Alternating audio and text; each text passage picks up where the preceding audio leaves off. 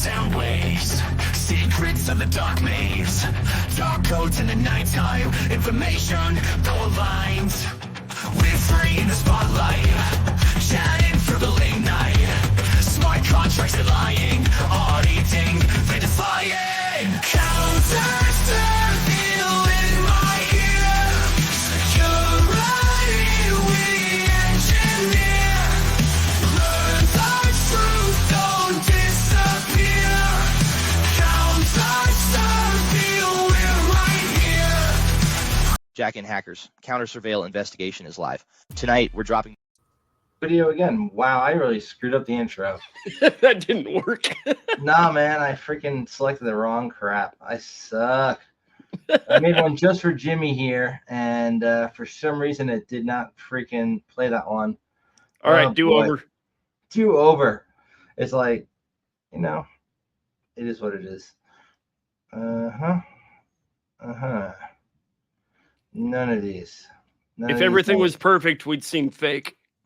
Nah, it's bad sometimes, man. It's bad. As it's AI. Exposing the secrets in the shadows, Havoc and Sledge are here to guide you through the... That ain't it either. Well, Jimmy, I don't know where the hell the one I made for you is, but hopefully I can get that up. Sledge, why don't you stall for a minute? In fact, I'm just going to play the freaking Counter Surveil anthem so people can do that. Do that again. Tune into the sound waves, secrets of the dark maze, dark codes in the nighttime, information though aligned. We're free in the spotlight, chatting through the late night. Smart contracts are lying, auditing, they defying. Counters to feel in my ear. Security we engineer. Learn the truth, don't disappear. Counters to feel we're right here. Crypto dreams and data streams. Listen close, it's closer than it seems. The flaws see through the smog. Counter serve will join the blast. Rebec gracious, Sledge breeds hell. Belchie's fortress, none can shell. All key leads, girls take flight. In this full sex, she shines bright. Sledge and Havoc, pen test pros. Dutchie's HEA networks, he knows. All key inspires the skills she shows. Crown strong shield, our defense grows. Sledge, Havoc, HDA's Delty. All key blazing trails you'll see. Counter serve you, we break the mold. Cyber guardians fierce and bold. Mess with the best and die like the rest.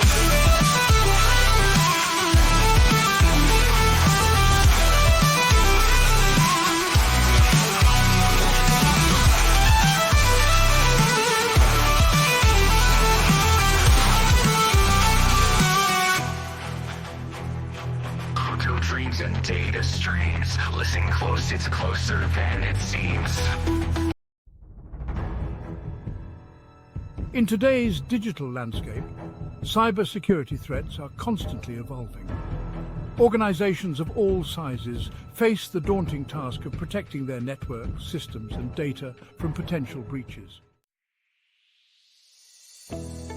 Enter vulnerability scanners, automated tools that act as the first line of defense in identifying security weaknesses. These scanners work tirelessly, searching for known vulnerabilities across networks, endpoints, and applications. They help organizations detect misconfigurations, outdated software, and potential entry points for cyber criminals before they can be exploited. By providing early detection of weaknesses and enabling efficient risk management, vulnerability scanners have become an essential component of modern cybersecurity strategies. They not only save time and money, but also help organizations maintain compliance with industry regulations. Tonight on Counter Surveil, we dive deep into the world of vulnerability scanning with a true industry veteran. Join us as we interview Jimi2x, CEO and Strategic Security Team member of Lost Rabbit Labs, the company behind WisQuas. Hello, everyone. It's great to be here and share insights about our journey and innovations at Lost Rabbit Labs. With over 25 years of experience in information security, Jimmy has worn many hats, from network and security engineering to threat intelligence and offensive security. His unique background, including a stint on the US national video game team, brings a fresh perspective to the world of cybersecurity. Get ready for an insightful discussion on the importance of vulnerability scanning, the latest trends in threat detection, and how WisQuas is revolutionizing the field. Stay tuned for this exciting episode of Counter Surveil. Hello, world, and welcome to the Counter Surveil podcast. As always, I'm Sledge with the co-captain over here, Busted Sec. Cloudstrong may or may not make it tonight. Alt Key might be late because car troubles. Delchai may or may not also be on tonight with us, but we will see. This is a pretty special episode that we have been talking about for months, and we finally have this guest on. It is my pleasure to introduce our special guest for the night, my good friend of many years, fellow DEF CON goon, founder of Lost Rabbit Labs and the vulnerability scanner WisQuas, Jimi2x. What's up, my brother? Thanks for being here. Wow, I thought this was just going to be kind of a casual chat here. I appreciate this crazy red carpet treatment, and thank you for the opportunity to come and hang out with you guys here. Oh, and look at who showed up. Hello. 1 second. Currently working on a minor sound issue on my side. All right. Glad you could make it. Please continue. So tell us about yourself, Jimmy. I like to start out with, I've been doing this about 30 years and I'm not burnt out yet somehow. Still enjoy all this. I'll say, when I say this, red, blue, purple, whatever color we want to call it, passionate curiosity, helping defend the base. My heart's really in the protection aspect of this. But we're really good at breaking things and rebuilding them on the fly. So 30 years of fuck around and find out, I guess we call it professionally, and then navigating through many aspects of the information security umbrella, if you will, threat hunt, IT, security architect, analyst, sales engineering, just all of it. And so again, I think that's what's allowed me to not burn out. I'm still excited about everything we do out here. And now we have AI to mess with. So I feel like we just got back into another bubble of exciting tech, and again, excited for what the next some years lead us to around cybersecurity. Thank you guys again. You're welcome, and thank you for hopping on, Jimmy. Really appreciate you taking the time away from your multiple ventures out there to spend some time with us and talk about WisQuas. And I'm sure Sledge would really like to lead this one, so I'm going to try and shut up and let him drive. So you showed me a bunch of stuff, and we talked about what you want to go on tonight. And I believe you're set up and ready to go. Is that true, Jimmy? Are you ready for like a screen share to give us an overview? Certainly. Yeah, I can do that. Let me get this. The first time you showed me this, I was like, dude, we have to put that on the podcast. I appreciate that. I'm going to share out my whole browser here for you guys. And we're going to start what I'll call way back. I'll let the screen load here, but let me know when you can see it. We can see it. Okay. So this is actually lost-rabbit.com. I think it's been online since 2017. I don't really do much here anymore, but it was kind of a blog site, threat intel, info sharing, things of that nature. And back in 2019, just trying to become more efficient in pen testing, we wanted to have a better Derby, a better NICTO, a better lightweight type of web application scanner, if you will. And so I created something called WisQuas. WisQuas, the name itself, comes from an old video game, one of the first MMORPGs actually, called Ultima Online. And so WisQuas was the mage's spell that revealed anything hidden around them. And so the concept was to write a script that would be able to find hidden attributes of a website, containers, headers maybe that we fuzz or enumerate. tinkering and tampering with protocols, the networking aspects, just anything we could. And so originally started out as a URL scanner, I guess I'll call it. And you gave it a URL. And I'm going to scroll down here real quick so you can see what it looked like. And it would basically scan your URL, look at some of the metadata, auto decode some of the cookies and headers if they were base 64, hex, or some other lightweight encryption models. And then it did a content discovery, a derby type of scan, very limited. And this whole process took about 8 seconds or less. And then I was able to fingerprint a website with these minor payloads and non-standard characters. But these were leading to a lot of really good findings. So obviously over time, the payload list increased and things like that. But it started off as a color-coded type of way for you to enumerate your web endpoints. Different directories could be entire different web frameworks, different IPs, different software.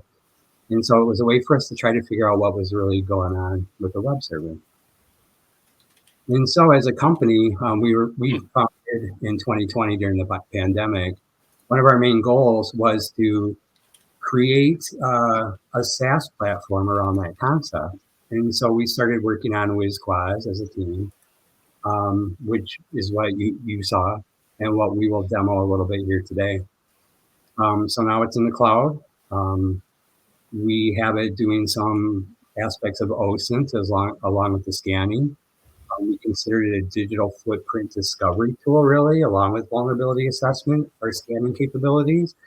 And originally it was a red team recon tool, really, to find the path of least resistance. And so we would point this at somebody's domain, not just a subdomain, and find all kinds of leakages, information that could be reused, actionable things based off of, I'll call it low-hanging fruit, but we were trying to also show our customers that too low findings can be critical. And so this tool helped us achieve that. And so I'll just scroll through the landing page quick just to show some of the concepts we have here and what we use it for. Compliance, readiness, DAS, VMDR, SOC 2, those type of things, along with pen testing, vulnerability scanning, and OSINT and threat hunt as well for the blue team. We use it for forensics also. Obviously, if you have any kind of attribute or IOC, you're going to be able to eventually scan a domain around it. And so again, here is just a little breakdown of what the actual WisQuas does and what the process around it is. We do a who is on the lookup. We enumerate the subdomain. We resolve all the host names to their IP addresses and get all the DNS, do ASN geo lookups on everything, reputation and classification lookups for blacklisting and reputation, lists out there. We enumerate payloads, verbs, user agents, and the host headers of a web connection. We consider it, again, a vuln scan and anomaly detection. The inventory of all response headers and content and the metadata make it really easy to search for needles in the haystack once you find, your IOC or whatever it is you're looking for as well. So I will say the subdomain finding feature of this is top tier. We've had a couple of people actually give us props for that specifically because they didn't even find the finding with WisQuas. They actually found a rogue IP or some other subdomain they weren't aware of. So I appreciate that. And we're trying to be as thorough as we can. We do a combination of OSINT, paid, but we also brute force. And as we find things out here in the wild that we know we need to brute force more things around, we put that in our tech. So it's a cycle, right? As we identify those pieces.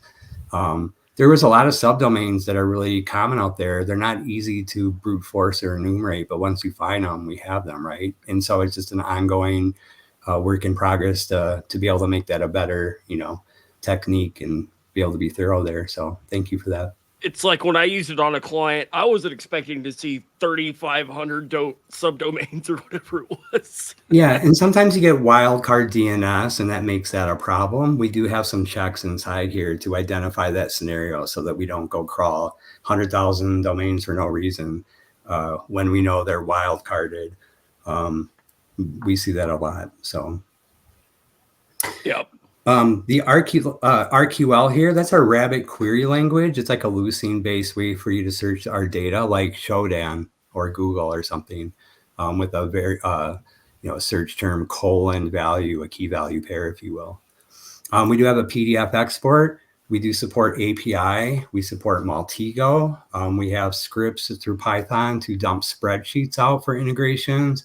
And we also integrate with Graylog for, again, doing VMDR or blue team monitoring, and actually put your, we do scheduled scanning with WisQuas. And so you can put that into your SIM actually and scan daily or even more frequently if you wanted to. Cool. This little graphic here just kind of talks about the workflow. You put in your target domain or your IP address or CIDR block. Those will work. I will say that we do have internal workers. It's not something that's like publicly accessible right now, but those are things that we have for our enterprise product. And so it supports those formats there. Then you can customize your scan, choose payloads, verbs, throttling, things of that nature. You get to launch your scan. As the scan comes in, you can get a real-time view of it. It won't be complete, but you can watch it as it comes in. But once it comes in, obviously, you're going to have all the real totals and values and things like that that you can query on. And then we do have, again, as I mentioned, a report view. And so this is a sample of the dashboard. And I'm going to skip past this kind of quickly because we're actually going to be logging in here in a second anyway.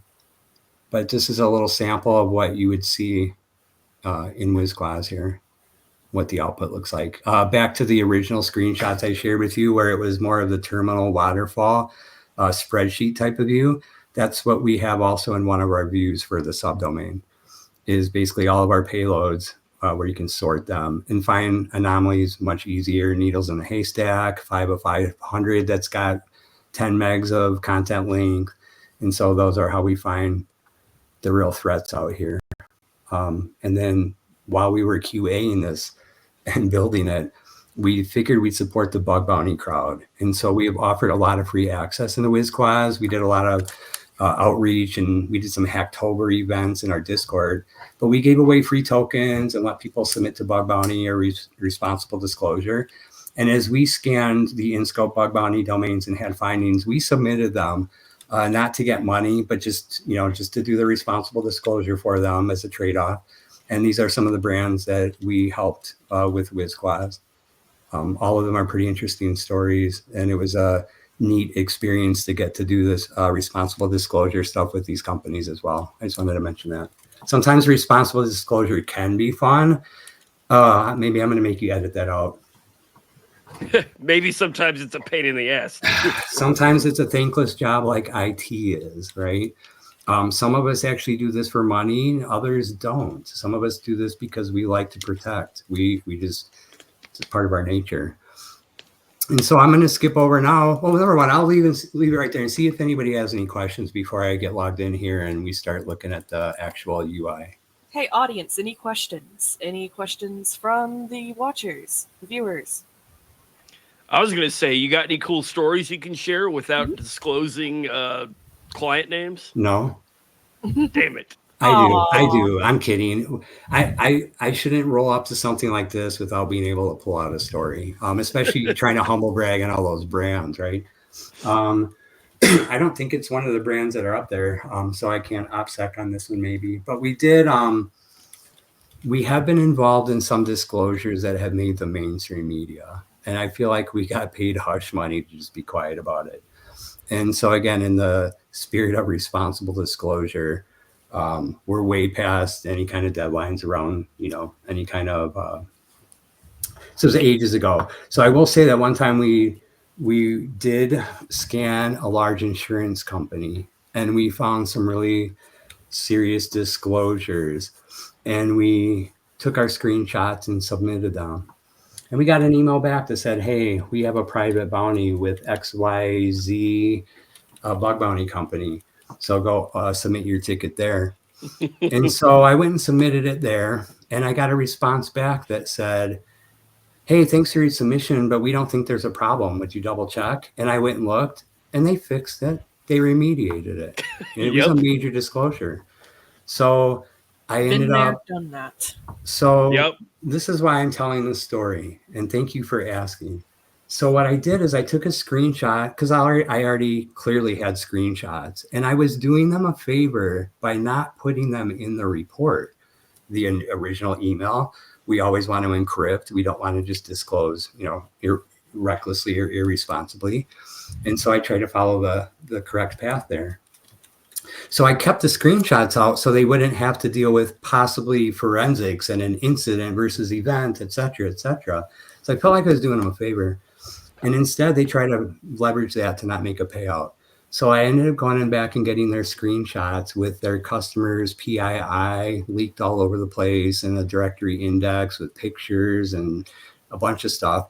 And I did a side-by-side with this company's privacy policy off their main webpage, just side-by-side, just to show them like, looks like this turns out to not be true. And they paid me the hush money. So for me, that was one of the coolest stories that I got. It wasn't trying to make any money, but they tried to, and that's the hard part out here. Some of us are literally just trying to help. We're not even trying to make money, but we get You pushed. heard itself in its confusion. Yeah. So anyway, but we've had a lot of like really fun stories and interactions with companies as well. I just wanted to bring that one up as well, just to share. Sometimes you have to use the right screenshots to get your payout. So I had a fun one with Facebook, and I had a video of the vulnerability. I sent it to them expecting $500. They respond back saying, "Oh no, that's not a bug. That was a feature," and they fixed it next time I went back to check it. I was like, "Damn it!" It's not uncommon, and again, for me, that's why I don't focus on the money aspect. I think early on, trying to do bug bounty after doing years of responsible disclosure, it was like, why bother if everything's going to be a duplicate or they don't care about this type of finding or whatever. So again, we reach out as needed on major things that are clearly a problem. I've even spent as much as like 6 months trying to submit something that was serious enough and not giving up on it because it was serious enough that I felt like it was hot potato, and if it's on my lap, I can't let it just sit there. It has to go somewhere. Right. And so again, not everybody will do that, or again, most people are maybe trying to do this for the money in some way. But I value this whole process because we learn from it as well. We can't write matchers, classifiers, and signatures until we find the actual needle in the haystack to match on. And so I enjoy that whole process. And again, that's kind of, I'll say, the premise of Lost Rabbit Labs. We're professional rabbit holers. We have others lost in the rabbit hole. So we try to write tools to help them and help them get out with the carrots. And, that's kind of our concept. This work isn't necessary. I wouldn't even say evil. It's a challenge for some to do, actionable rabbit holing. You can do time box investigations to get what you need done. It doesn't have to be spaghetti code in your brain while you're doing OSINT. There's a method to our madness out here. And so again, that was kind of the point of building a tool like this too, is to show all these finite things that we can pivot off of. And if you just look at them first, sometimes you find patterns you didn't know were there if you just group them into, alike buckets or scores. And we're going to see some of that here in a moment. But I was going to say, we could rabbit hole all day about bug bounties and making money, but keep going. Let's not derail. Right. No, not at all. So I have some scans in here, and I just want to mention that in WisQuas, we actually, again, because you have your own container, one user is an admin, if you will, and the way you add other users into your business container or is to click this button. They get an email. They go through a little authorization, authorizing their email, and then they're part of your team. But then you end up being able to share this data together as a team. This is not publicly accessible in any way. And so this is my own demo space here. And so I'm going to tab out example.com. Per the RFC, we are allowed to use them for testing and for example use cases. And so we will do that today. When we scan them, they tell us that they have 501 subdomains, and that this is our total results here. A lot of where we see gold, a lot of these are hyperlinks. We have a lot of places where we want data enrichment. So for instance, I'll tab this out. This will go to a site that will give us other domain names that reside off of that startup authority name server to pivot off of. So for inventory, that's good for your own stuff. For threat hunt, it's good, not so good for the bad guys, but it's a way for you to be thorough around what's on your name server. Right here is, again, domain information, the IP address it resolved to, the ASN and CIDR block it was found in, and then some reputation and classification lookups here. Along with, again, our findings score box, if you will, and then the stats overview on the attributes of the domain. We saw 2 IP addresses, 96 unique web servers, 14 different headers, 0 cookies, and 1 location via 301, 302, or some other type of redirect. All resolved DNS. So here we see this linkable IP. This will just take you out to IP info again for a secondary check. Sometimes when you look up an ASN, you will see that it resides in a country. If you look up the CIDR block, it might be somewhere else. So in our tool, we show the US country code here. But if we scroll down here, we'll see a heat map of where the host is, and we'll see that it's actually in Poland here on our heat map as well. So I just want to explain a little bit about how some of these links worked in relation to this basic data here. So once we scroll down, we get some more of the who is, registrar info. Google address will let you search their specific address if there's a address there, which there's not in our case. Some of the info, who is information didn't come in here. So, but that's sometimes you can search for an address and get some good info there. So we have that as a can search there. And then for some OSINT lookups, we have links here, and I'm going to tab some of these out just to show you what it looks like. But we have some Google dorks in here around your domain, as well as some of these other common websites that we use out there for enrichment. Question. Yeah. On those websites, sorry to interrupt, but do you have to provide your own API key? Because I know that can be an additional expense or issue for, say, bug bounty hunters that don't have a business license or things along those lines. The assumption is that most of these, even without an API key right now, will give you some good stuff back. Okay. If you do use an API key, obviously you're going to get better results back. So like while Census.io and Shodan are great, they're much greater with an API key. So while I'm doing my threat hunt work, I will do it in an OPSEC safe environment with my web browser and cookie jar filled with these tokens, if you will, so that I'm able just to have them open up, logged in, and then I can see the full result versus a truncated set. So Xander, I think that requires an API key. Are you trying to say that was a wrong answer and I could have just said that? No. You're not wrong, but I guess I wanted to make sure you knew that we didn't collect your API key and put it in our tool somewhere and proxy that for you. We don't do that currently. Obviously, when it comes to Maltico, there's some different things you can do there. But from the UI right now, we don't have any plugins outside of Nuclei, and that is the baseline repo around their product, and we write our own YAMLs on top of that. But other than that, you do not, it is not required to have an API key anywhere. Sorry about that bit. So we had a comment, Xander, who asked if this can scan his code and determine why he's still single. And as I said, I believe that requires an API key. That also might require our LRL AI plugin, which is due Q2, I think, next year. So we'll revisit this conversation and see what we can do there. Okay. Yes, fire the intern. Yeah, is there an option to blame all vulnerabilities on the intern? I believe that would be an external reporting issue and not necessarily under the scope of this. I would say it sounds like a SolarWinds issue. Can I say that? Yes, you can. I try to not blame the intern. And actually, when that happened, I talked about the gamification of the blue team becoming purple. And I talked about how if you let the blue team take the hashes and crack them, that's a good way for you to figure out if anybody's violating the password policy, but nobody should be able to violate a password policy anyway, right? So anyway, that gets into a whole interesting conversation. But there are things that we can do, again, internally to check for the intern problem. But anyway, I know you're joking. I'm just trying to add some insight there. Yes, and I appreciate the insight. A joke's even better with some truth behind it.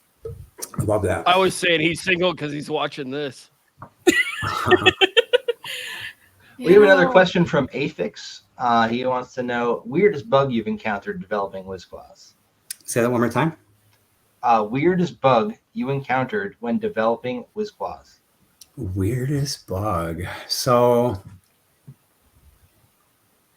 I feel like this is trying to get me to tell on ourselves in some way and reveal a previous problem or something. Trust is You a should weakness. probably plead the fifth on this one, dude. No, I like it. I like it. I'll say I like this. We haven't really seen too much crazy out there. I mean, there is an anti-crawler game that happens. Nothing too crazy around that. And honestly, it was more or less around like our application. It's nothing around scanning. So like maybe I will plead the fifth on that for now. But like I don't think we've really come across any bugs. It's more about challenges that we just have to persevere through. Once in a while, you'll see some weird stuff from Cloudflare. You'll see some weird stuff from some of the what I call the Great Firewall, the USS of A, where we'll see patterns of different types of firewalling happening. I always think that's interesting. And I think that we have a lot of interesting findings around breaking WAF, load balancer, and CDN stuff because of the way we're doing some of our crawling. And I will say this, on a serious note, around a real bug that we did find, it affected anybody using the Python request library. We found out at one point that we were scanning with all these non-standard characters, but the request library and URL lib3 was actually encoding them in a safe way. And you have to actually recode your, the function for a test method to actually encode even parentheses or left bracket and things like that. And so I think there's a lot of, if you're not looking at the data closely, I think a lot of scanners out there are missing basic findings because there's such encoding problems out there. So for me, that's maybe the thing that will stick out at the top is encoding issues of payloads and them not properly rendering or running, and then you don't get your proper findings. So it's kind of a grind to do QA sometimes around that. So we are getting a lot of questions from the audience, but let's save that till the end until you're done with the demo. Okay. But I will give you guys credit. The UI issues that I pointed out, you guys fixed in like a week. I was like, oh, cool. So props on you guys. Good. I mean, like some of it's slow developing, some of it's quicker. And I think where we're trying to take it is hyper focused right now. The version that you're watching or seeing the demo of right now is like our, version 1. And we do have a version 2 getting coded right now that's, async IO based, and it's doing a lot more interesting fuzzing techniques while it's doing some of the protocol negotiation. So it's a little deeper level than this one. But obviously we still love this version. It's great. And it gives us the info that we need to manage our domain. So. So I'll keep going then. And so just as a reminder, we were in the UI here. I was tabbing out some of these OSINT links. We do not need the API key for, but you can if you would like to get extra results. So we don't see anything here on VirusTotal for the IP or the subdomain. Again, Google Dorks is your friend. So we have this ridiculous like query with or. And we like to do that with Google. They don't like that as much sometimes, and sometimes they will start capturing you for that. But regardless, it's a lot of good data to find paste bin dumps or if somebody's got some threat around them. And so these are just kind of, again, some canned examples of what we do for OSINT, looking up social media, looking for emails, names, phone numbers, that type of thing. We also do some searches around your own domain, doing like Google Dorks to look for code leakages around your brand or PDFs and things like that, things labeled confidential that come from your own domain. And so just a little bit of extra, again, enrichment for the analyst if somebody's using the UI in this type of way. I used to use this for sales engineering, and this was the greatest sales engineering tool of all time. Put in a domain and know all about how they use their tech. You can actually see where some of the findings are and whether or not we do a full vuln scan or just kind of more of a lightweight OSINT content discovery. We still find misconfigurations and things like, weak ciphers and index directories, things that may have real impact if they have any valid information left behind in them. So this lower part of the UI here is our score boxes around. Again, these are all the IP addresses we saw from scanning. These were all the subdomains.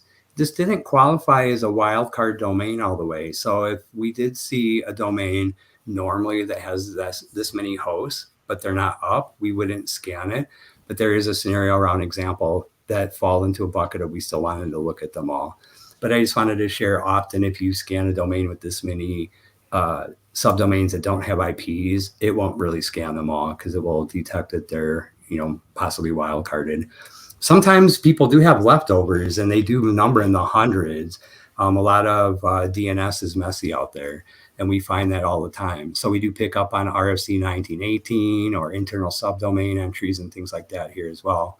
We also will call that out in the findings table, but I just wanted to share this that you can see real quick where, IPs are associated with subdomains. You can click on all these too. Find like a subdomain takeover. I found that totally with, your tool. That was pretty neat.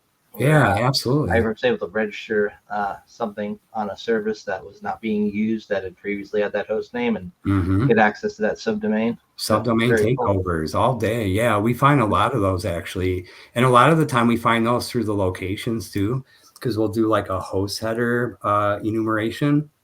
And we'll find out that if you use the word localhost or 127.0.0.1, or you use a null byte or a blank, it will disclose like an internal IP, an IP version 6, another container. And then you can go back and change your host header to that value and actually get what I like to call a shadow vhost, which is a website that's actually configured on the box, but there's no DNS for it. But you can somehow find an enumeration leakage around it that gives you the actual host name that's in the virtual host of the web server config. And all you need to do is change your host header to that known name, and now you're getting that container. That's like one alternative to like host header injection, right? It is. And that's one of the reasons we built WisQuas. When I made a joke that we were like these evil rabbits out here doing, bad stuff. And I called us the host header bandits, because I kept finding so many findings around the host header. I just was like, oh my God, people could just be stealing everything from everybody using this method. But it's very overlooked. People don't configure their WAF and do access control. They just allow everything in. And sometimes it results in an admin host container getting taken over because there's no credentials on it. And they didn't think anybody would connect to it on the internet because there's no DNS for it. So. Does that play into what an SSRF is? Server-side request forgery is more about us providing a string that may happen to be a host name or URL, and the server you're connecting to takes it and tries to connect to it in some way. And so whether you put that in the URL payload or you modify a host header, because often you can change a host header and you will see an SSRF happen there. That's very common. So like there is a connection there with SSRFs for sure. But yeah, SSRFs can come from all over the place. But specifically with the host header, there's like probably 5, kind of unique scenarios you see out there all the time. Some people just have a, allow list to rewrite everything to a 200. Some people have a multi-tenant hosted container where the actual host container is the ISP. It's not even theirs. It's coming off of the main box, and it's a container that doesn't belong to the customer. So sometimes if you fat finger a host header, you can get some other tenant's container actually. I might have answered the question there. I don't know. Cool. I think you did. I'd like to take a second to interject, if I might. Yeah, please. Big fan of your work. I've had a chance to use it twice now. I have been insanely impressed, and I apologize. I'm actually on the road. I just wanted to drop in and show support and be like, hey, thank you for what you've been doing. This is an unfathomably based platform. I appreciate that. What's your name, if you don't mind saying? I'm Carl Strong. I'm in the chat. Oh, okay. I can't see, so I appreciate that, brother. Yeah, no worries. Yeah. I've actually got to run. Y'all have a good night. Okay, we'll see ya. Be safe, crowd. So when we start up a scan, we don't actually do a whole port scan. You actually supply the port. So we normally I supply sometimes like 10 or 15 TCP IP ports.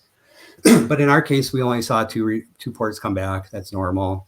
Again, we have all the titles organized, how many times we saw them. We certainly can click on one of these. I will tab that out. We'll look at it in a second. Same thing with servers.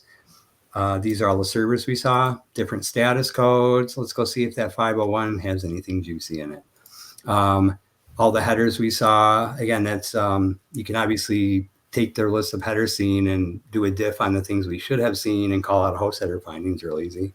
But obviously you've seen the number of them too. When we scan larger domains, you'll see, 3,000, 3,000, and then you'll see 1 or 2. And those are the anomalies to dig into. Same thing with like titles, where we would see maybe, 500 titles, and the things that are scored at a 1 or a 2 are going to be things that didn't come up a lot, which means we probably broke something through a non-standard character or some type of payload, and we got something, again, useful, some type of misconfiguration, potential information disclosure, things like that.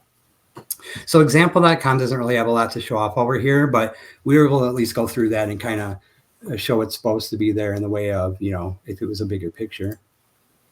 And then over here are our findings. So obviously we can see we had 68 infos, 4 lows, no mediums, highs, or criticals.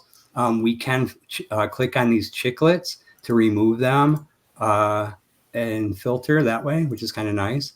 We also have this auto collapse and auto expand here. So if you just want to open this up all the way and go through them all and look, you can. These findings also can be modified. So you can change the criticality of these. If it happens to be a false positive, you can also just delete it. But that's helpful. Obviously, you can't guarantee 100% with the false positives. And some of our findings actually start off at info. Some of these security headers will obviously end up being maybe a problem, but we have to vet those sometimes, that's scan versus pen test, right? And so we're not trying to be like your everyday vuln scanner, if you will. We're trying to score things in a more reasonable way for what we run into during real engagements or as blue teamers, if you will. I want to show this real quick. This I tabbed out from before, where we were searching for any result in our domain where there was a title called 403-forbidden. And so we see that here. We have 4 results that came back, and it shows us using the tilde as one of the payloads. And so if I click on this eyeball, it will give me a view of the actual results. And I'll zoom this in a little bit. Those are the actual results we got at crawl time. And so we have the headers at the top and then the actual response body down below for each of our crawls, so that you don't have to go click on it yourself to validate the finding. But if I did want to, you can click on this URL here and it'll take what we call the single view page, which is where it's basically like your, maybe your web application endpoint receipt. And so this happens to be on the domain name. It's not like the www or anything, but the domain name is also a host name of the domain. That's how we treat it. And so on the domain, we got a screenshot of the site that was there. Our payloads are now organized into our scoring buckets. And so this helps you find the unique differences across the payloads easier and helps us fingerprint things. Why was the tilde a unique response in our case at a 403? That's an anomaly that I would like to explore further, especially knowing what the tilde is in the Unix file system. And so we do have these other buckets. The baseline is the initial slash payload, and this slash means double slash. And so baseline, the original request versus these were very similar, and they're probably going to be the same. We can find that out in a second when we scroll down. But this is a really quick way for you to figure out what you might want to be looking to down below, which is going to be, again, the whole output of all the scans we did. This little score box has headers. Same thing with the verbs. These are all bucketed together. 405s, those methods are not allowed. Whoops. We go to host. These are a host header enums. So we can see that if you use a -1 as a host header, you get a unique response, as opposed to when you do these other ones, which give you a 404, and so on and so on. So same kind of score box as we saw before. Same thing with the servers. And then the findings, we have another little score widget here for that. And then the actual findings down below here. So you can actually come in and, again, look at all these findings individually for that one subdomain versus the entire domain. Down below now, this is the actual enumeration we did for that one subdomain. These are all the payloads that we chose. And I'm going to show how to run a scan here in a second. And you'll see how we discern which payload list to use. And yes, you can use your own custom payloads for this. So this is all the payloads that we sent out by default in our scan.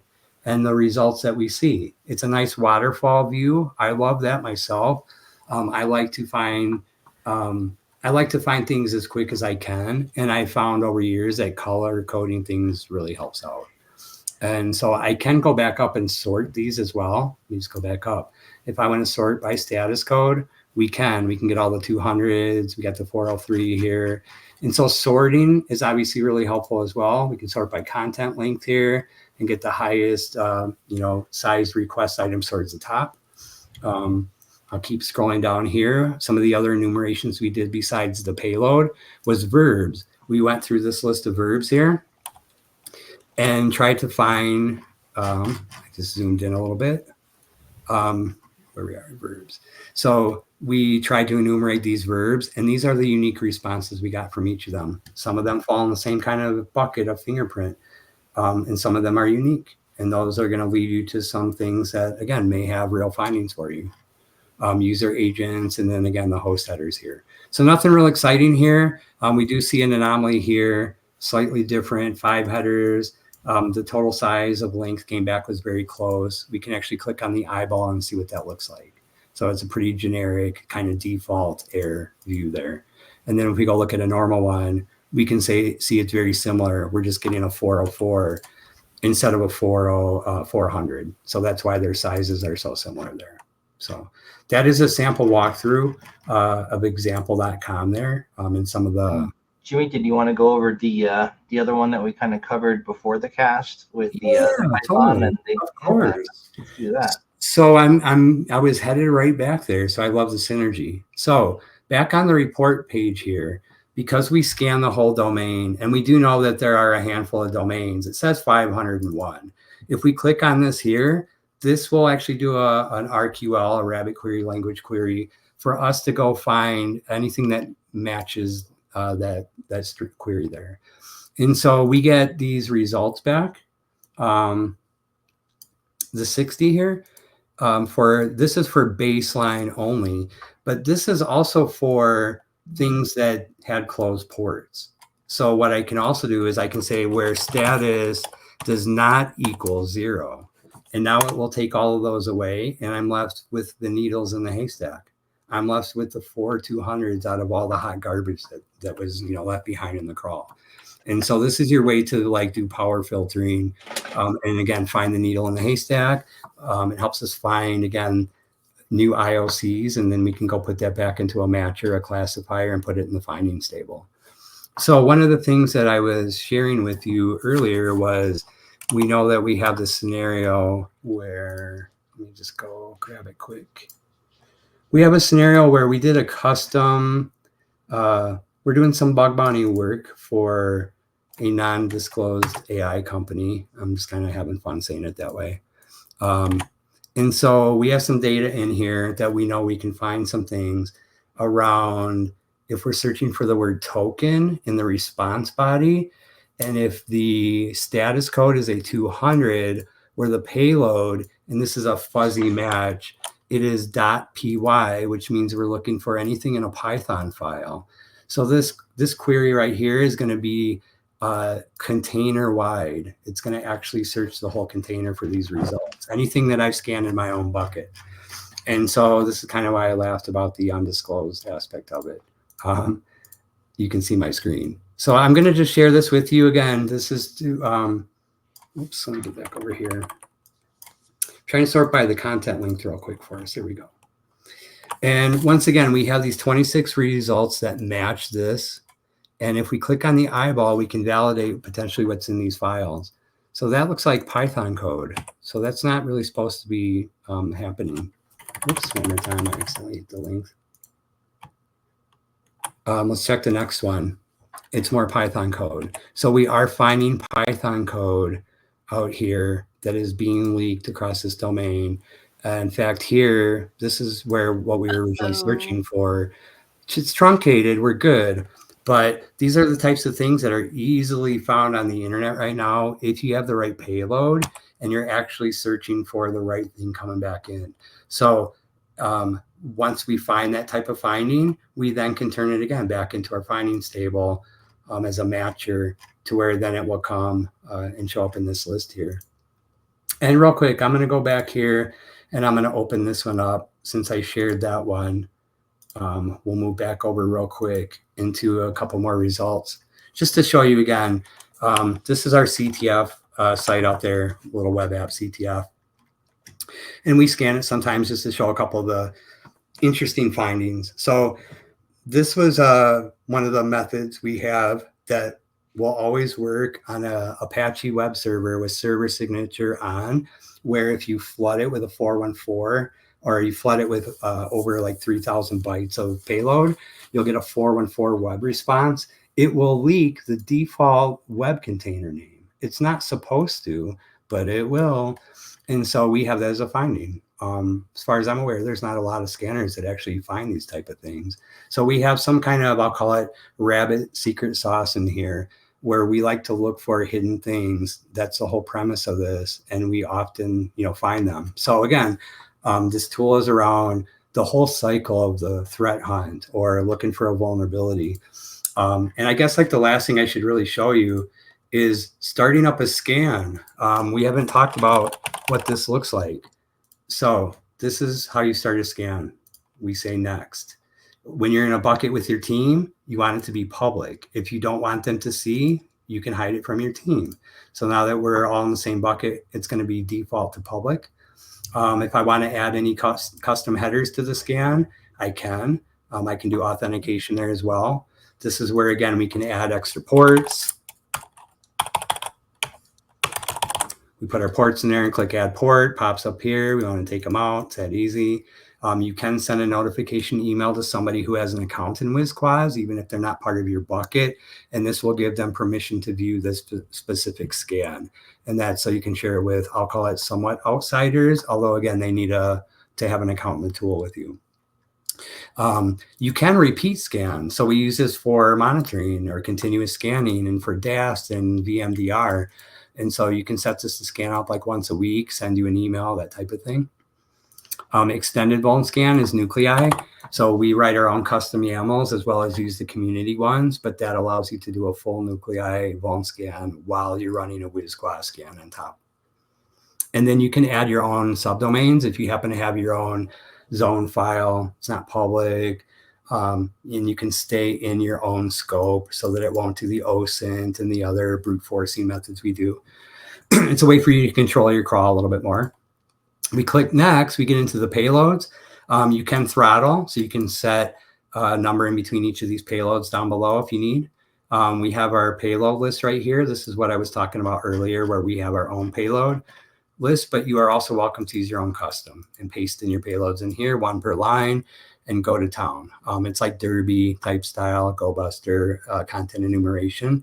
But of course, you can use more dangerous payloads if you would like to. That's your choice. So verbs here, same our OG list, and then you can do custom if you want, if you have your own terms. Same thing with hosts, same things with user agents. So these are our default settings for the enumerations and payloads. And once we select that, we click next. And it will give us a little summary of our scan we're about to do. And we click the launch button and that's it. And that's how we set up a scan. And of course, like I said, that can be a scheduled scan as well, where it just keeps on running. I'll leave it there and see if you have any questions. So you've got everyone in the audience wanting to play with this, me included. How would we get our hands on this? So right now, because we are trying to reload it right now, we'll call it, we are like, it's been open for like 3.5 years, I'll bet 4 years. And we had it, so we had free versions out there and we did different profiles. So right now we're trying to set it up in the most secure way we can and have it team enabled. So right now, you need to reach out to us directly. If you do click on the create account on any of the pages, it will send you to the contact us form. Obviously, like if there's somebody in here that we know, they're free to reach out. But if it's public facing, I would say reach out through contact us, or you can email me directly at allee@lostrabbit.labs.com. I'm happy to reach out. We should have a promo code. Can we put that on the screen? You can do whatever you like, yeah. Yeah, I'm sharing this info. Just, I mean, I'm being transparent. We are a business, you know, so it's all out on the website as well. But yeah, very happy to get people back in here in a bigger way. We just shut down and did kind of more of a internal or invite only stage for a while we're doing some really serious upgrades. And we are also integrating some aspects of AI into this. I have a reverse image lookup search that I built into this, and we're using some of the screenshots to get finding information now. Same thing with some of the response body. There's OPSEC friendly ways of us being able to utilize an LLM around the data. And so we're trying to get really efficient with that. But in the meantime, we're happy to have people come and sign up, and whether or not we do it for low cost or, again, a business account, that can be discussed. I have another question for you. Yeah. Can you talk about the Rabbit query language a little bit more? I can, sure. In fact, let me see. You can still see my screen, right? Yes. Okay. So we have a manual that we kind of threw online, and I'm pretty sure we still have the screenshot in here. Okay, so this kind of gets into some more of the options and things that you can do, because the RQL is actually how we do the findings table on the back end. And so if we want to find, you know, with title IIS server in the baseline request only, meaning the subdomain with 1/, that's the way to do it. If we were looking for IIS in the title for all requests, we would take the word baseline dot out of there. We do have some object notation search format, like for headers, you can do like here, I think it's down here. So you can do like header dot value colon, or I'm sorry, header dot name of the header colon value. And we do fuzzy matching. So if you do fuzzy matching on one word, you're going to leave the quotes out of it. If you want an exact match, you can do quotes around the whole thing. Or if you want to do fuzzy with multiple words, I think there's an example up in here somewhere, but we use $sign for that. So for instance, this would be one where it could be applied, where maybe we were looking for the title of index of / and we wanted some kind of fuzzy matching there. We would put a $sign in front of the double quote here. So these are some of the attributes you can search on. There are some other ones as well. I didn't show all of them off today, but for instance, we have something called a payload score. And if you send a payload list or enumeration list of, let's say, 100 payloads, you would expect a number of them to come back as 200s, but you would expect some of them to come back as maybe other things as well. 404s, not found, not, you know, authorized. And so, again, this is a way for you to get super granular. And let's say if you scan with 100 payloads, you want to find things that have maybe only like 10 200s or less that come back. Those are going to be actionable, real things.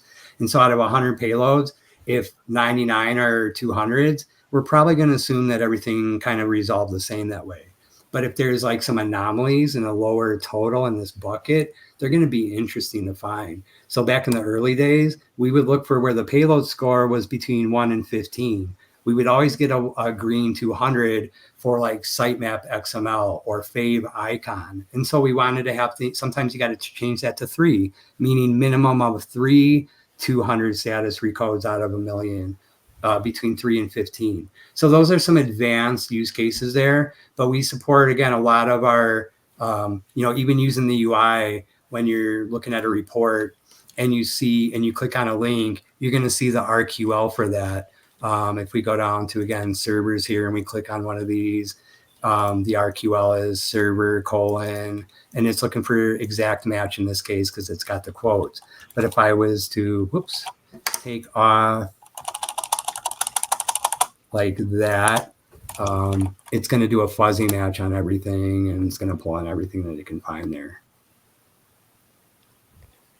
Cool. Anyway, is that a good explanation on the advanced RQL there and some of the other attributes you can search on? But basically, we're trying to make it so that you can search on everything if possible. Geo, you know, the ASN info, IP address, that's in there. obviously hosting. Have you tested host. RQL for RQL injection? You want me to answer that right now? Absolutely, 1,000,000%. Don't mess with it. So, Sander, it sounds like you're going to have to work really, really hard on this one. So, not saying don't do it. Just it's not a bug bounty. It's not a bug, it's a feature. Yeah. Sometimes when you get in the payload game, you have to be crafty with serialization or other things like that. And so there's always room to be looking. We appreciate when people are helpful around our tool in the way of exploits or vuln discovery and things like that. It's the same thing. We don't like bullies and we don't like oppression. We like helpful people. I think that's the best invite you're going to get to our bug bounty program ever. It's as good as it gets. That's right. But yeah, no, we do. And we definitely, again, we're trying to be compliant. We're using this for SOC 2 compliance readiness all over the place. Of course, all the other compliance frameworks as well, PCI, HIPAA, just all of them. And so we want to make sure this thing is obviously as secure as it can be. And again, right now, with the new design we have, meaning it's not shared tenancy, we outgrew that. And now everybody gets their own container, everybody gets a subdomain, and it's segmented that way. So we definitely want to be compliant with this tool. We want Blue Team using it. We want them to do their job to the fullest and be empowered to do that. And I'm not saying we don't want Red Team to do Blue Team's job anymore, but we need to merge together. I like to say we're full spectrum, we're collaborative, we're purple teaming, and that to me, it doesn't matter what color, what side of the fence you're on. The red team needs a blue team too. And so for me, this is all about empowering the blue team to defend their base more resiliently and help with security posturing, whether it's compliance or best practices or bug bounty or CTF or any of it. We like to have fun too. That segmentation you guys did was moi, because I was worried about it at first because I accidentally had it on default to share publicly. I remember I didn't know where that data was going. I was like, crap, not. I just did that for a client. But you never know in the cloud, isn't that kind of true? So anyway, no, we do value that. Obviously, we're a professional penetration testing firm. And we aim as high as we can as far as the quality of privacy and security. So I appreciate the question. Yes, we vuln scan, and we are open to anybody submitting anything to us here. So I will leave it there. We probably went an hour, huh? Any more questions from the audience? I'm not scared. Let's go. I'm just trying to be respectful of everybody's time. What is time? What is sleep? I apologize I couldn't get the Maltego demo. And also shout out to Will Lenzini for writing a burp plugin around this. I can't believe I haven't talked about this yet.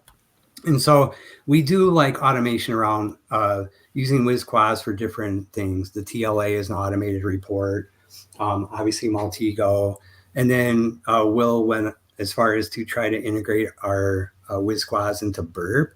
And so now we can actually function more like a crawler because of that. We can actually have burp crawl the website, take the payloads, throw them back into WisQuas, then export the findings back into burp and keep on fuzzing and enumerating from there. And we're finding great value with having that interaction. I'm really big on the whole pivoting and link analysis and, what's the next pivot link? Where do we need to go next? And then how do we tie it all into a nice, pretty bow? Because this is all for full circle work, if you will, right? We often go in a full circle to get to the end. I still need to play with that. It sounds really cool. I need to play with that. Yeah, happy to, again, give you guys access again. I think, Sledge, you are the keeper of the keys there, but happy to help out in any way, answer any questions. If somebody's interested in getting access, please reach out. So outside of this wonderful vulnerability scanning tool, are you involved in any other projects or anything else interesting going on with you?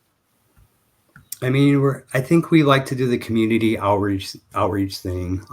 I get out there sometimes at conferences, share info. Definitely, I'll mention a few things that are fun again. For some reason, I've been on Bluetooth for some years, and I started off wireless years ago. But I'm enjoying the wireless space right now. Our team has had to do some, I'll call them more advanced wireless penetration tests. and it required us to go a little deeper. And so I'm enjoying that space. I'll also say that around the Bluetooth space right now, we do have some vulnerabilities around keyboard keystroke injections, and utilizing some legacy configurations on Windows boxes in order to still do like the knob attack, which means you can negotiate your pre-shared key entropy down to 1 byte, and it will accept that and use it. So there's really interesting things to look at everywhere. And so RF has been really cool lately. I play around with the LLMs a little bit. It's been a couple of years of really kind of testing tree of thought processes, fuzzing. I was getting them to babble with each other for like weeks at a time. And there's a lot of really neat stuff there, I think, too.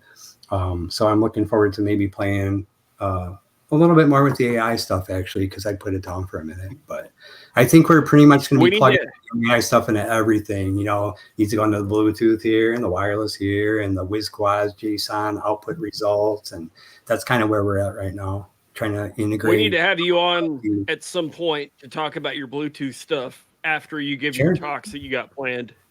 Yeah, no, anytime. Or unless you want to practice for it.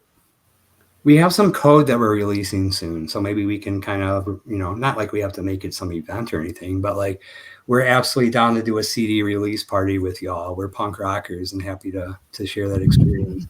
But we will probably, we have some code that's coming out soon around both the Wi-Fi and the Bluetooth testing that we've been utilizing. So we do keep a lot of things in house because of safety and whatnot. But like some of these things have to be shared at this point. It's just been years.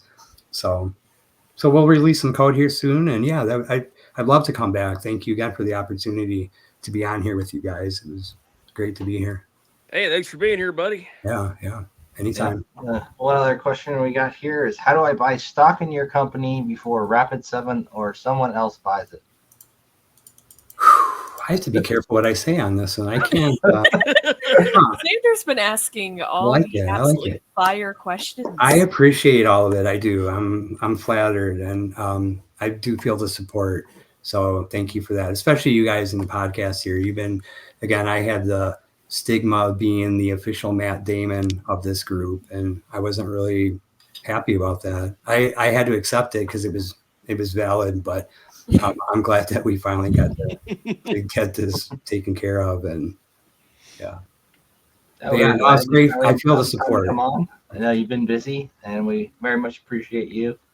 Thank you. And I think this has probably been our highest rated live cast so far. We got 128 people watching this live, which is a big step up from usually the I think 20 or 30 that watch it. So awesome. Pretty badass, man.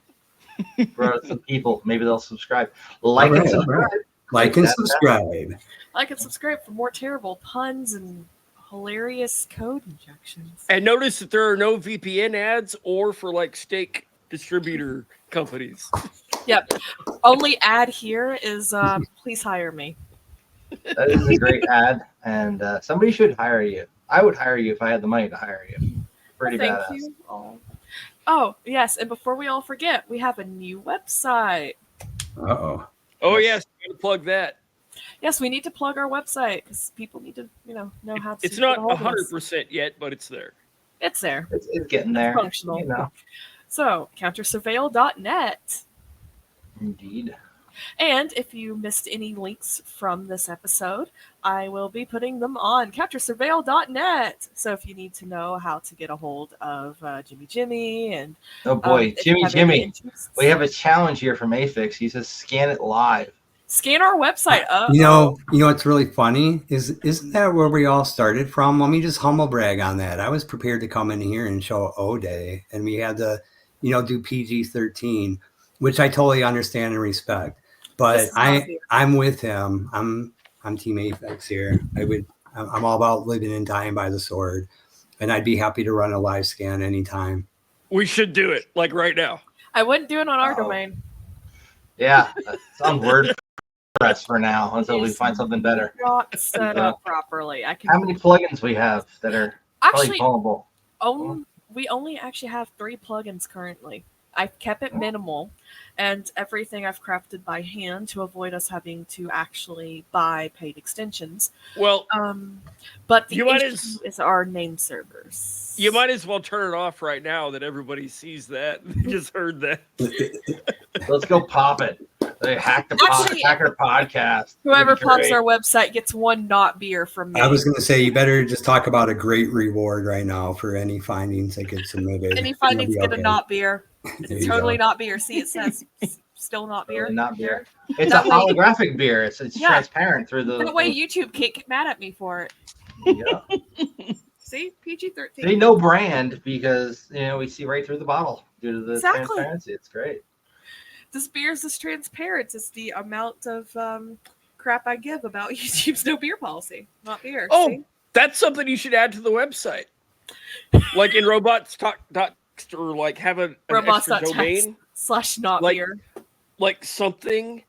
What do they call it? A security reporting document that people can find if they actually find something with the information to report a bug. But like, no matter whoever reports a bug, we all owe them a beer at DEF CON. Let's be honest. I mean, that's right. At least, yeah. Yeah. It's like, give me your handle. I'll buy you a beer. And it'll actually not be a holographic one, most likely. But it'd be cool if it could. Well, it is Vegas. Okay, it might be a holographic one. Have you ever priced beer in Vegas? Yeah, $12 a pop, I was unemployed this DEF CON. I ain't got the money for that. Dude, I didn't have $1 to my name this year. And I was just relying on friends and everybody pitched in. And thank you, Frank, for helping me out as well. And thank you, Sledge, for giving me a beer when I really needed one because my social anxiety. I remember driving to Walmart with Sledge trying to go buy some beer. That was fun. Then the circle bar shenanigans where they took my credit card and walked off with it at the bar. That was freaking wonderful. It's like, you should come to this bar and drink with us. I give my credit card, and then the bartender is gone and the bar's closed. I'm like, where the hell's my card? You just got DEF CON. Normal DEF CON. They had to go take it and go image it so they could figure out all about me out in the back there. I think that's Joke's on them. I used a Monero-back card. Not like it had more than $20 on it anyways, but Joke's on them. I mainly use Lambda's card. Lambda, buy me a beer. Buy me another beer. Lambda, can I get a beer? What Lambda said before. Somebody hire AltKey, please. She's a damn good pen tester and security analyst, and she can make a pretty mean website. And well, dad joke. Girl's got to pay her rent. They don't want to have her go to OnlyFans or something. So. You guys don't want me making an OnlyPones, okay? Y'all pay me to put my clothes back on. No, do OnlyFans, but teach hacking. Like how much clothing can I wear while doing that, though? Oh boy! Because y'all pay me to put it back on. I promise. Like, I've seen myself. It's like, honey, It's like, I hope college works out for you because you can't strip. Actual words from my mom and me. Actually, like, oh god. There's a dude teaching mathematics on Pornhub, and I thought that was pretty funny. Actually, that might be my niche. Who am I kidding? But yeah, I remember my mom saying to me before I left out for college, "I sure hope college works out for you, sweetie, because you ain't marrying a rich man with that bod." Thanks for the confidence boost, Mom. Love you. Good pep talk. Good pep talk, Mom. Good pep talk. No, I didn't cry when I made a C in Trig. It's not beer. Alrighty then. So do we have anything else we would like to cover before we end for today? Other than me. I was thinking, do we want to talk about the Internet Archive? Actually, yes. That's a good conversation. What assholes fucking hacked the Internet Archive, and why the hell would you go after that? Shame on you. Shame. For shame. It's nothing sacred. How could you? It's like they couldn't hit a better target. It's like they didn't have the skill to actually go after anything that was substantial that the U.S. owned. So they just went after the lowest hanging fruit thinking, oh, this will do something. And they put a shitty AI-generated TikTok-style video up with Russian in the back. Like, if you're going to do that, at least have some style about it. God. And now it's like, was it actual Russians, or is that just a fucking ploy? Space-time continuum is Russians definitely getting messed up attributed now. though. And now, like, the Free Palestine group that said it was them, and now they're saying it's not them, and then they said it's them, and then they said it's not them. And I mean, if it's not them, it's probably not Russians. I mean, if it's them, it's probably not Russians. I don't know. Russians Don't are ask different. me. No one really wants to claim this, though, because it's kind of absurd. Be the first to rewrite history. We didn't start the fire. We didn't start the exploit.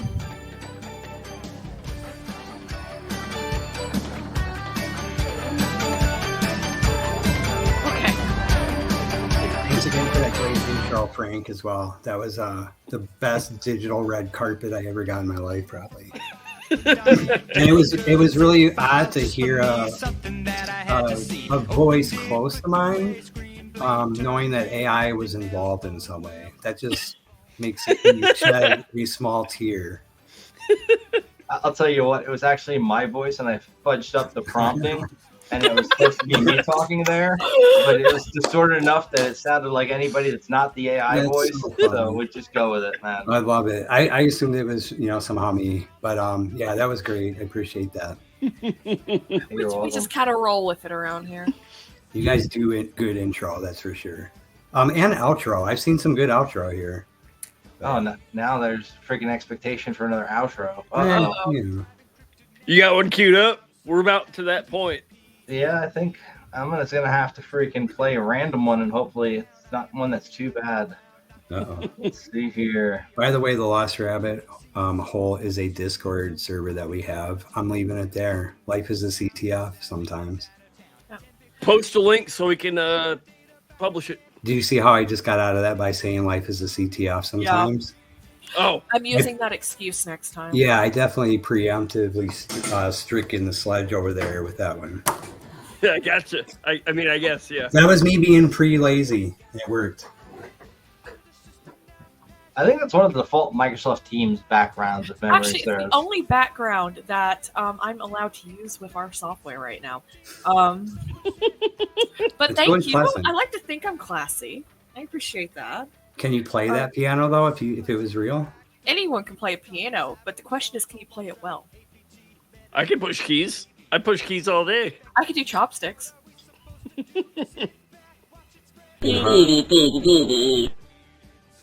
Exactly. Oh boy. All right, so we're gonna play a random outro, and hopefully it will actually be an outro, not an intro from another episode. funny All right.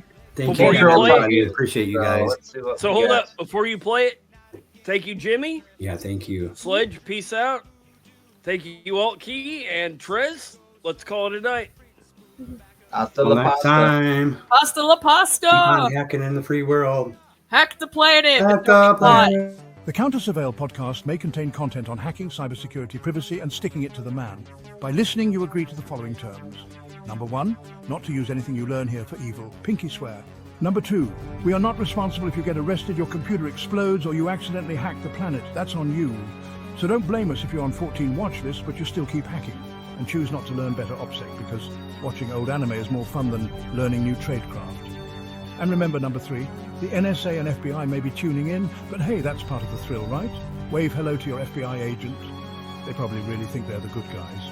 Number 4, any resemblance to actual hackers, living or dead, is coincidental, except when it isn't. Wait, what? Number 5, so go grab your Jolt Cola, balls, and clubmate, or something a bit stronger. Be the stereotype everyone thinks you are and fire up your terminal and bite into this wild ride through the interwebs.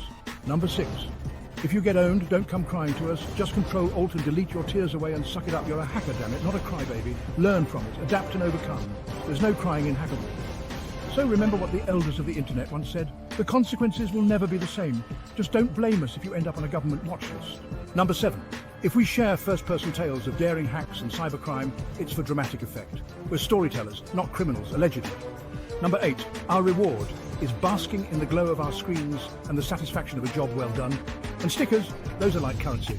We won't hawk whereas here, but if we like a tool or site, we may talk about it. Nothing is monetized. Also, screw those VPN ads every YouTuber has nowadays. You should all know better than to sell snake oil. Number 9, any clever puns dropped by Alt Key that make you chuckle? Let's be real. Havoc thought of them first. He's just letting her have this one. What a guy. Careful, your internalized misogyny is showing. Number 10. Happy hacking, folks. And remember, the only thing more secure than a password and YubiKey with a side channel vulnerability is a tinfoil hat. Trust us, we've tried both. Sledge looks most at home in the hat. This podcast may contain references to long-forgotten memes and internet culture references that were not funny the first time around, but will become so ironically eventually if you don't get the joke. Just smile and nod like you're at a party. All your base belong to us, but we still might not make any money off this podcast. We do this simply because it's fun. It's a labor of love, or at least a labor of elite hacker skills and intentionally bad AI-generated intros. Welcome to Counter-Surveil noobs, and lamers are just as welcome as elite hackers with 0 days under their belts and little else. Put on your black hoodies and prepare to jack in instead of off. It's about to get seriously cyber up in here. Remember, it's all...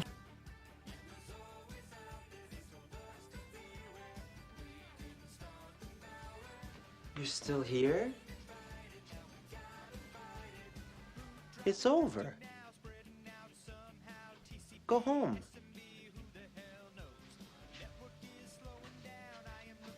Go.